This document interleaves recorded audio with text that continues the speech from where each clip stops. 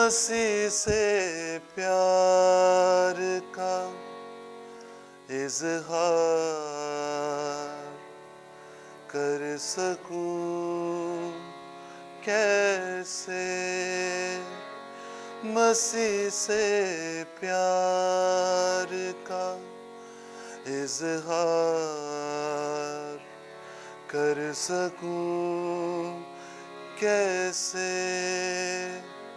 मैं उससे उसकी तरह प्यार कर सकूं कैसे, मसीह से प्यार का इजहार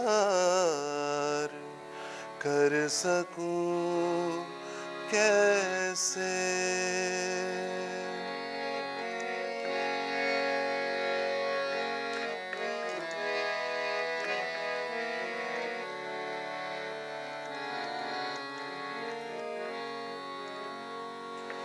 वो मेरे वास्ते मसलूब हो गया, लेकिन वो मेरे वास्ते मसलूब हो गया, लेकिन वफा का अपनी मैं इजहार कर सकूं कैसे, वफा का अपनी मैं इजहार कर सकूं कैसे।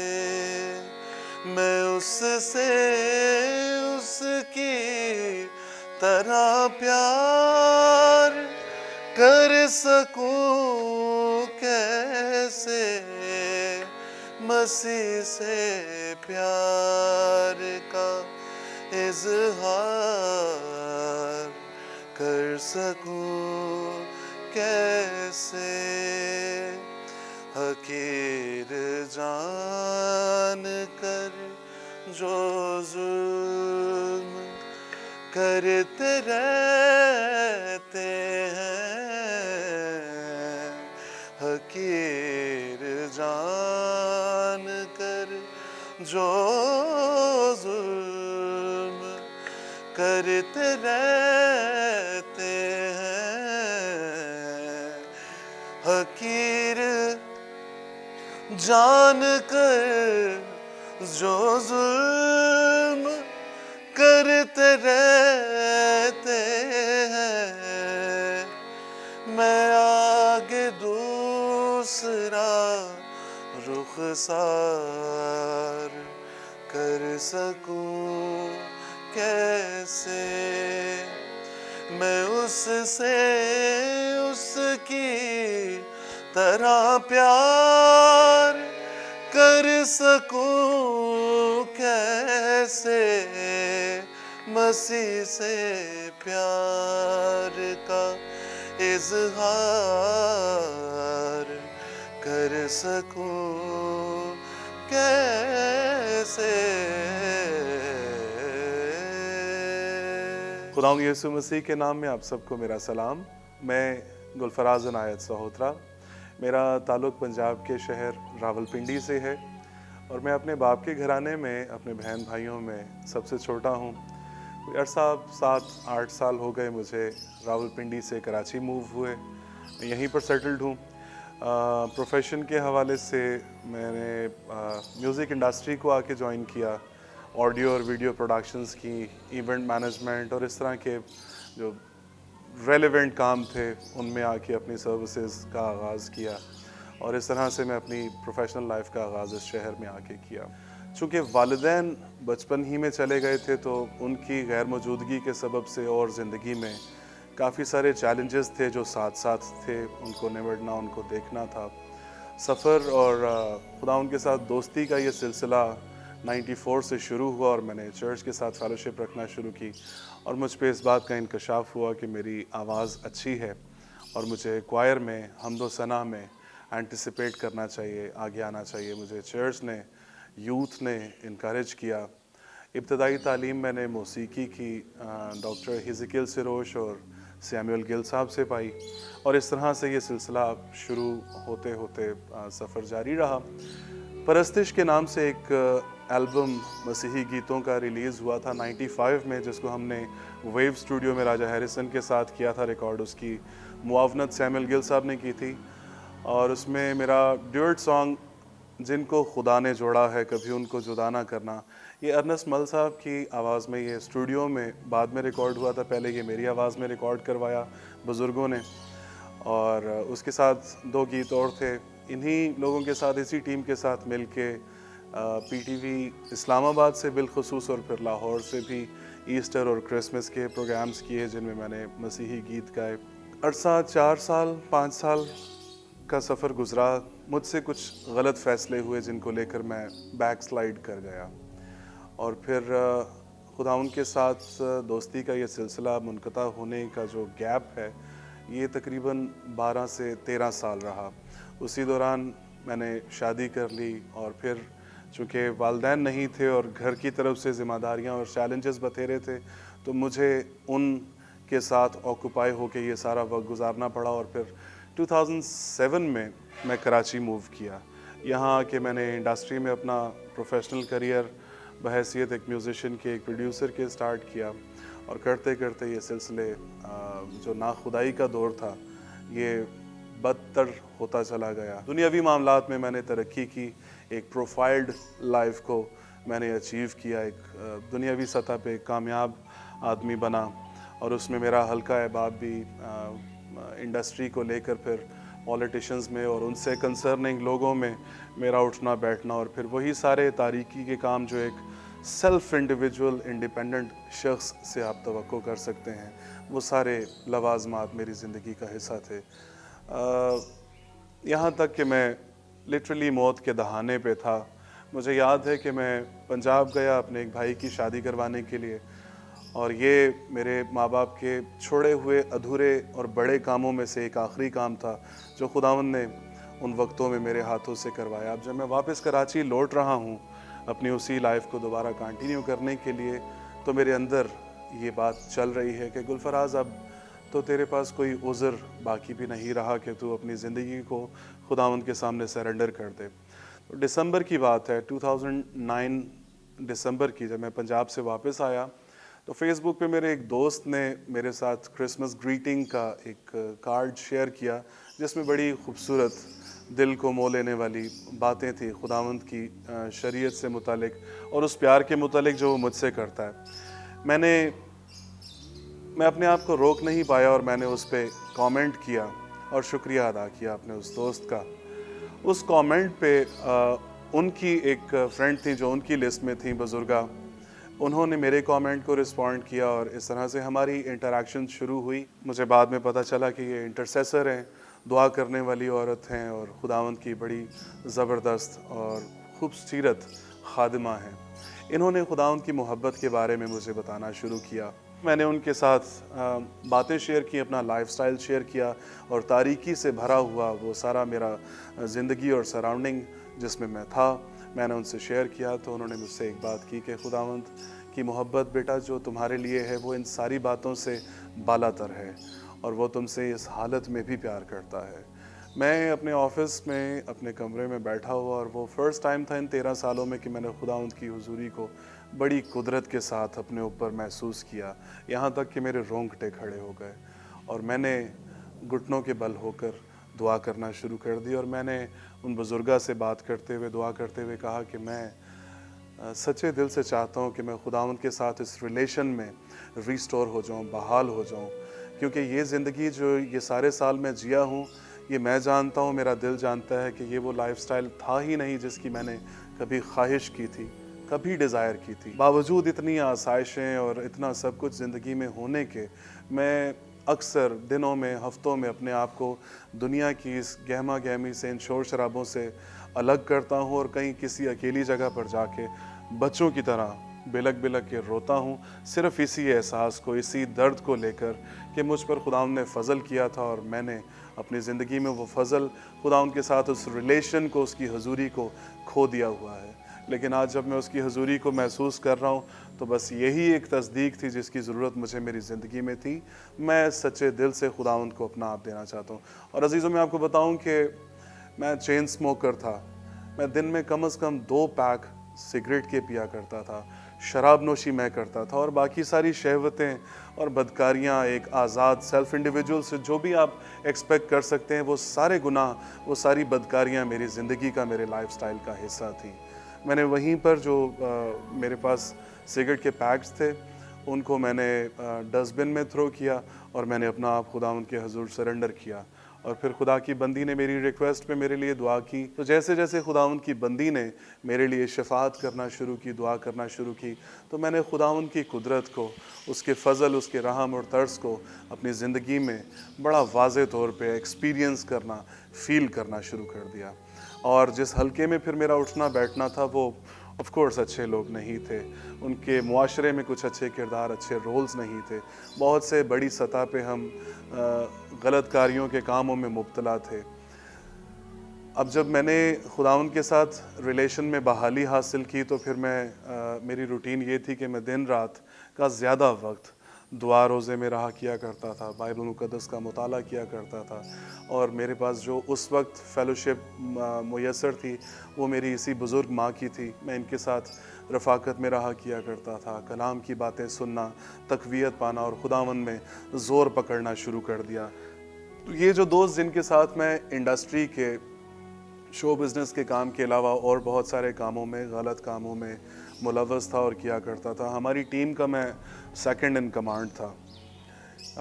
और उसमें बहुत से लोग जो हमारी टीम के थे, वो मेरा हुक्म मानते थे, मेरे इशारों पे काम किया करते थे। तो फिर उन्हीं लड़कों ने जो मेरे इशारों पे काम किया करते थे उल्टे सीधे, उन्होंने फिर मेरे रास्ते रोकने शुरू कर दिए। और सवालात के, अब मैं यहाँ डिफेंस 12 कमर्शियल में एक चर्च है, पास्टर जॉर्ज लू का, मैंने यहाँ पे आके बाइबल की तालीम बाकायदा हासिल करना शुरू कर दी, बाइबल क्लासेस लेना शुरू कर दी। तो मेरा ऑलमोस्ट रोज़ YMCA से आना जाना होता था। तो इन लड़कों ने फिर मेरा चंद एक मरतबा ऐसा हुआ कि बाकायदा तौर पे रास्ता रोका और मुझे धमकियाँ वगैरह भी दी। थ्रेटनिंग एटीट्यूड्स थे उनके। मैंने उनसे एक ही जसारत की उनके इस रवैये के बदले में कि जब मौत के हाथों में थे तो तब डर खौफ नहीं था किसी बात का, तो अब तो ज़िंदगी और मौत जिसके इख्तियार में है, उसके हाथों में है। तो आपके बस में जो है आप वो करें। मुझे जो अब आगे नज़र आ रहा है, मैंने उसी को परसू करना है और मैंने वापस नहीं लौटना है। खुदावंद की कुदरत ने, उसके रोब ने, उसके फ़ज़ल ने उन लोगों को संभाला। और जिस दिन मेरी उनसे ये क्लियर बातचीत हुई, उसके बाद से लेकर आज दिन तक उन लोगों ने कभी मेरी ज़िंदगी में मुदाखलत नहीं की। ज़ाहिर है, जब मैंने अपना आप खुदावंद के हुज़ूर सरेंडर किया, तो मेरा जो लाइफ़स्टाइल था उसको वहाँ फुल स्टॉप लगा। मेरे जो सोर्स ऑफ इनकम थे उनको फुल स्टॉप लगा। मेरी जो सोशल लाइफ थी उसको वहाँ फुल स्टॉप लगा। गो कि जो भी मेरी ज़िंदगी के साथ मामलात और शोबे और लोग और चीज़ें जुड़ी हुई थी, then and there the moment I decided to surrender myself before the Lord, उन सारी चीज़ों के साथ मैं उसी लम्हे कट ऑफ हुआ और मैं खुदा उनकी हजूरी के साथ मुंसलिक हो गया। जिन बातों को तजर्बों की सूरत लेकर मैं खुदा उनकी मोहब्बत का, उसकी कुदूसियत का, उसके साथ रिलेशन का और ज़्यादा कायल होता चला गया और खुदा में ग्रो करता चला गया। बहुत से रूहानी गीत और गज़लें मेरे पास पाइपलाइन में मौजूद हैं। वसाइल नहीं है कि उनको मैं सरे दस्त रिकॉर्ड करूं और फ़ौरन CDs की सूरत आप लोगों की खिदमत में पेश कर सकूं। तो भी मेरा कुछ थोड़ा सा हम्दो सना के हवाले से जो कंट्रीब्यूशन है, वो फेसबुक पे कुछ गीत गज़लें पड़ी हुई हैं, वो आप वहाँ सुन सकते हैं। और जैसे जैसे खुदावंद मुझे फ़ज़ल तौफ़ीक देता रहेगा, बाकी काम जो तैयार हैं और मज़ीद जो खुदावंद दे रहा है, वो भी आजिज़ी से आपकी खिदमत में पेश करता रहूँगा। गीतों में से एक गीत जो मेरे दिल में अभी आ रहा है, मुझे बेहद पसंद है, वो मैं आपके लिए गुनगुनाना चाहूँगा। जिधर देखूं दिखे मौजूद है तू।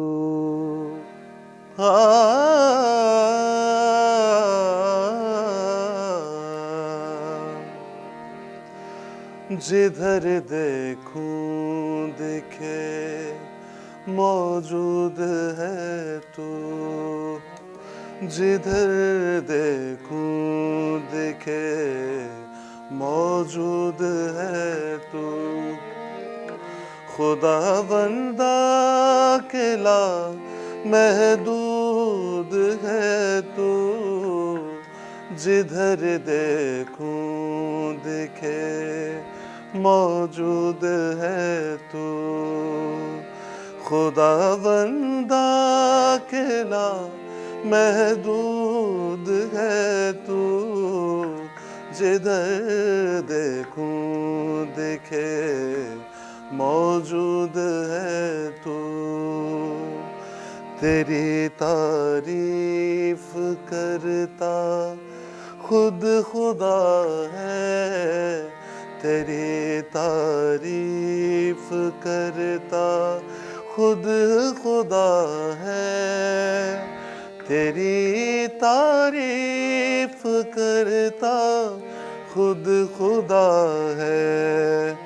मेरे यीशु मसीह महमूद है तू, मेरे यीशु मसीह महमूद है तू। खुदा बंदा अकेला महदूद है तू, जिधर देखूं दिखे मौजूद है तू। करुणा क्यों तुझे सिजदे पे सिजदा, करुणा क्यों तुझे सिजदे पे सिजदा, करुणा क्यों तुझे सिजदे पे सिजदा। मैं साजिद हूँ तेरा मसजूद है तू, मैं साजिद हूँ तेरा मसजूद है तू। खुदा बंदा अकेला महदूद है तू, जिधर देखूं दिखे मौजूद है तू। तमन्ना है मेरी पाना तुझी को, तमन्ना है मेरी पाना तुझी को, तमन्ना है मेरी पाना तुझी को।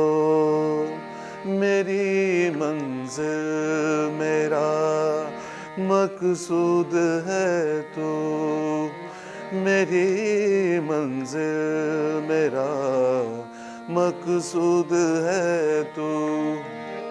खुदा बंदा अकेला महदूद है तू, जिधर देखूं दिखे मौजूद है तू, जिधर देखूं दिखे मौजूद है तू।